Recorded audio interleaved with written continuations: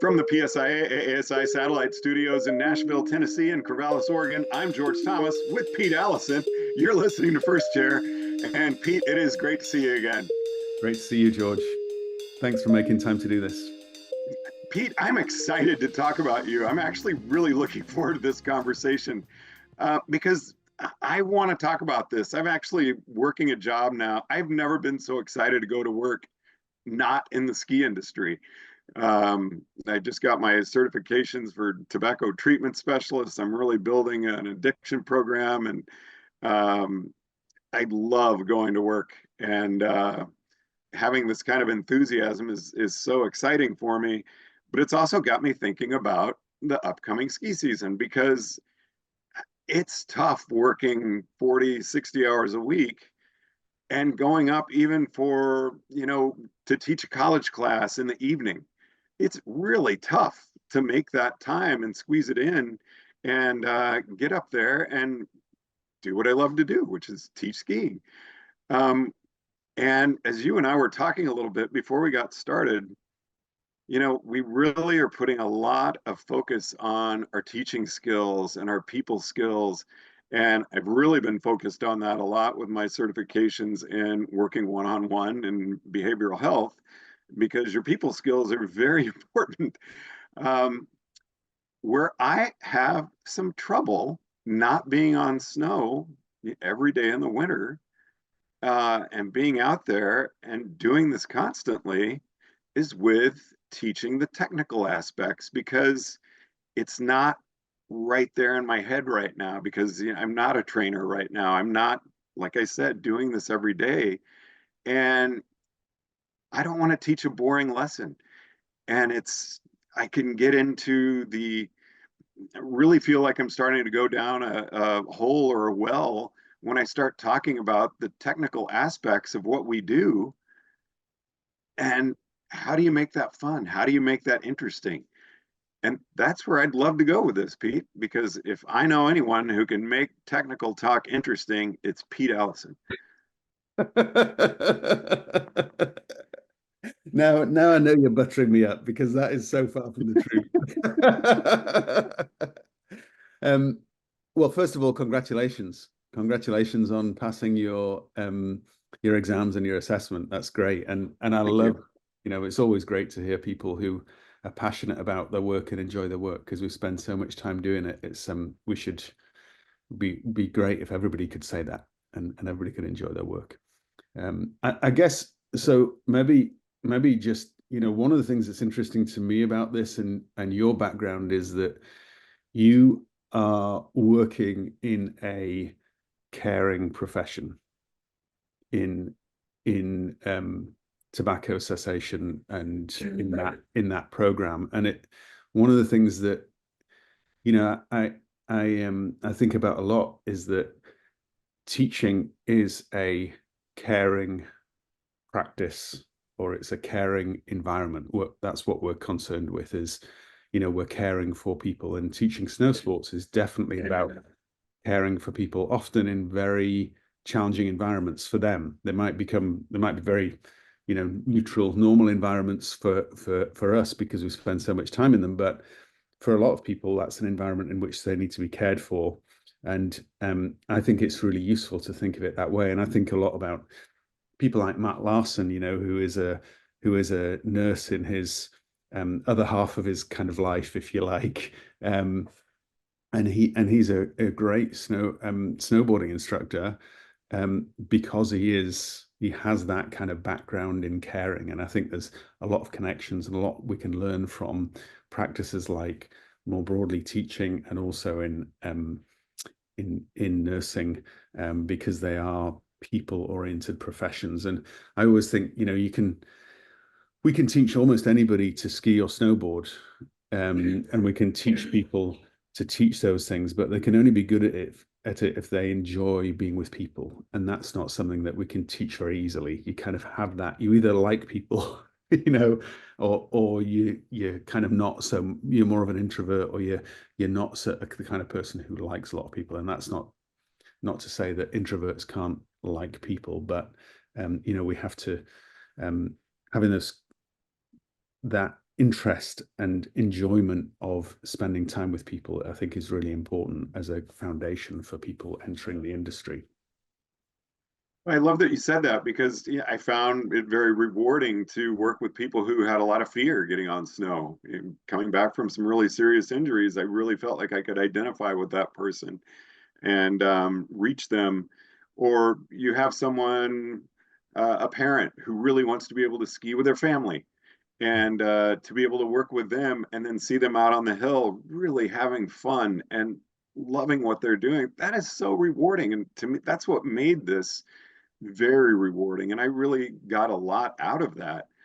And where I'm trying to go here is we really talk a lot now about the people skills and our teaching skills. And I feel like my technical skills are slipping so much because I'm not out on snow nearly as much as I used to be. But also, I think my teaching technical skills are also slipping some because it's not something that I'm really looking at every day, assessing every day, watching every day. And how do I make those technical skills rewarding? If I'm teaching those to someone else, if it's not the part of the,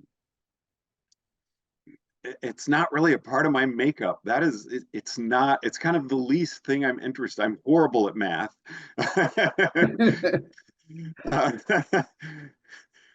So I'm not so this is definitely a kind of exploration kind of conversation, right? We're trying to kind of figure something out as we go here. So I hope it's interesting to the reader and not too frustrating to the listener and not too frustrating for them. But you make me think about a couple of things. So one is I think a lot of this depends on context. And so if we know that if we put together a collection of snow sports instructors together in a room, they often like to talk technical, right? We enjoy talking technical, whether it's, have you seen the design of the latest ski or snowboard, or technical substantive technical content. And we, of course, we do that in assessments as well. When one of the big things that we look at is technical understanding. Does somebody have the technical understanding in order to be able to teach whatever discipline it is? But when it comes to teaching the public, I suppose, being cynical, a lot of the public don't need or want a lot of technical content. A lot of people, at least in my experience, and obviously this is more European, a lot of people in Europe take a lesson because they want somebody to work a miracle with their, I'll just stick to skiing because that's allegedly what I know about. They want you to give them some tips in an hour and get them off a plateau or improve their skiing to this incredible extent, and they want you to, in some ways, work a miracle. That is hard to do in a lot of situations. But what people don't want is to be stood and talked at and have the manual recited to them most of the time. Now, of course, you get some people which who is like our that. people skills. And so that kind of, to me, that's what I think is really interesting. So a few years ago, Jonathan Ballou and I are pretty good friends, and I think Jonathan's hilarious, and we love to tease each other at any available opportunity. And I think most people on the listening to this will know that Jonathan knows the manual inside out and way beyond. He's an incredibly technically articulate person, and of course he can demo it brilliantly too. And a few years ago I was skiing with him early season in A Basin, and I said to him, okay Jonathan, just give me a couple of quick tips here to get me going for the season, a couple of things for me to work on. And he said, okay, I'll ski behind you. And I did I think I managed to get 2 turns before he shouted for me to stop. And, because such is his kind of his eye, if you like, of movement analysis. And I stopped and I thought, okay, I'm going to get ripped apart here. And he said, okay, I want you to focus on these 2 things. Go. And he just told me, focus on this, focus on that, go. And that's exactly what I did. And it did make an enormous difference. The next 10 turns that I did, I could feel the difference straight away. So he didn't need to tell me a whole lot of technical content. He just said, think about this, focus on this input to your skis, and this will improve your skiing. And to me, that is what that's, I was being the public there, right? I wanted just a couple of quick tips just to improve my skiing straight off. And I think that, in my mind, is what good teaching is a lot of the time. And so I don't know if that, I'm not even sure what the question was, George, or that. No, But, I think, but we're getting to it because I do feel, I have a feeling that, and I don't think I'm the only one, that we are putting a lot of focus on teaching and people skills right now. And I think at some point, and I know in a lot of podcasts I've done that, I leave out the technical part. Right. And we can't forget about the technical part because it's really important. Right. And I think that's where the technical part, we have to have the substantive content or the substantive knowledge, and then we have the pedagogical skills to express that. And really, in some ways, I think what you're driving at here is that we need to have the judgment to know what the right mix of that is. So we need to know, let's just talk in percentages or think of a pie chart, how much technical content we need, how much teaching skills, and how much people skills we need. And that is, I think of it in old terms like a graphic equalizer for people who can remember what graphic equalizers are. But how much you kind of adjust those things for each individual in the group at any moment in time is really important. And I think that if we don't have the technical content, we can't do that. And I think the emphasis that we've placed on teaching and people skills is absolutely right, and is absolutely something that we need to do. I think what might have been lost in some of the messaging over recent years, and I'll take as much responsibility as possible in that, is that that shouldn't be at the cost of technical content or technical knowledge. And the skill is, of course, to just draw on whichever parts are the right parts at the right time for that person. And that's the judgment, if you like. That's the blue ring or the blue circle around the outside of the learning connection model that is really only starting to be explored more and starting to be expressed more. I know Troy Walsh and Brian Smith have been doing did some work on that last season, and presented some of that at Interski, whenever that was, a couple of years ago. I'm actually really loving this conversation because for me, technical was my movement analysis skills, and then my skills or lack thereof. And it was so, I want to be a technically proficient slider on snow, and I really want to have the movement analysis knowledge and the eye for it. And where I think I'm trying to get here is that I want to be able to put those teaching and people skills combined with how to explain the technical aspects to a student where they're interesting and learnable and efficient. Right. And not having a student standing there going, huh? Yeah, and I think we've got to remember that, for most lessons, most people that we're teaching, people just need 1 or 2 things to concentrate on. And I was, when I was doing a lot of teaching in Europe, we would talk a lot about, this is skiing is about sensations, it's about feelings, and it's about recreating feelings. And we tend to get into habits of skiing in particular ways or in certain ways or moving in certain ways.